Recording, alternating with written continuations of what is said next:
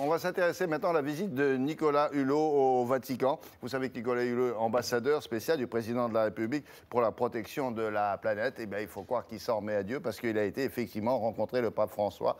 Pourquoi il a fait ça ? Souvenez-vous des échecs répétés de toutes les conférences internationales sur le réchauffement climatique. Et à 2 ans de la conférence de Paris sur ce même thème, alors donc il va à Rome, il a été reçu, ça s'est bien passé, vous en savez un peu plus. Bonjour Renaud.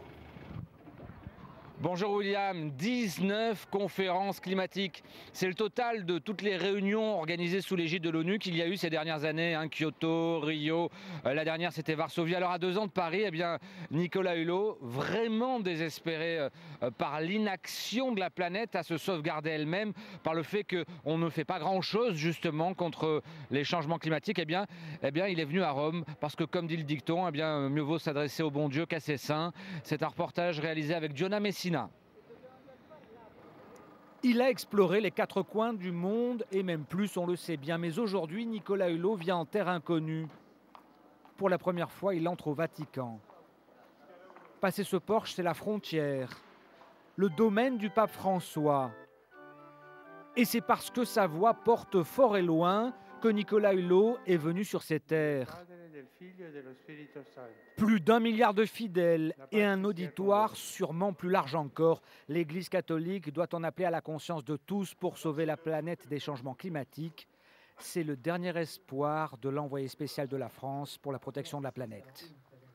Ma présence ici, c'est un peu une présence d'espoir et de désespoir. C'est-à-dire que comment faire en sorte d'appeler à la responsabilité l'ensemble des responsables politiques, la communauté internationale, à passer enfin au changement. Peut-être que je surestime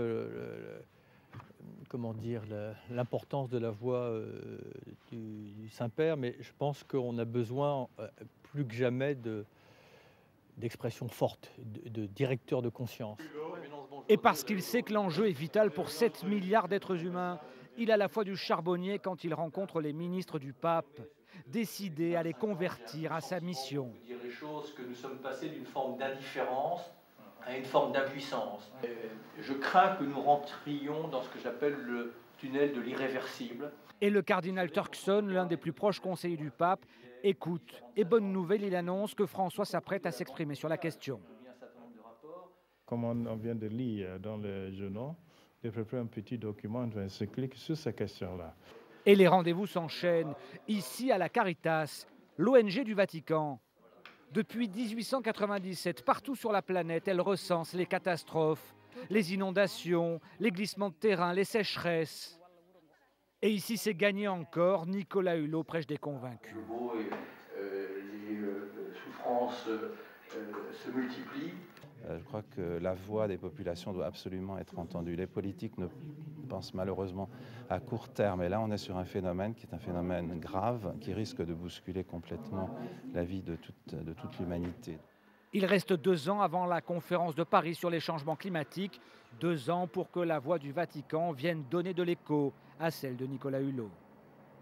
Renaud, je profite de votre présence. Un petit mot sur le texte qui a été publié hier par le pape. On dit que c'est un texte important. J'ai l'impression que c'est un tour de vis. Qu'est-ce que vous en pensez ? Alors, dans les 2 sens, effectivement. Ça s'appelle l'Évangile de la joie. C'est une exhortation apostolique. C'est sa première œuvre. 184 pages diffusées à tous les évêques du monde entier. Alors, effectivement, tour de vis parce que pour le pape qu'on annonçait révolutionnaire, bien sur le fond, ça ne l'est pas. Par exemple, il dit clairement il n'y aura jamais de femmes prêtres.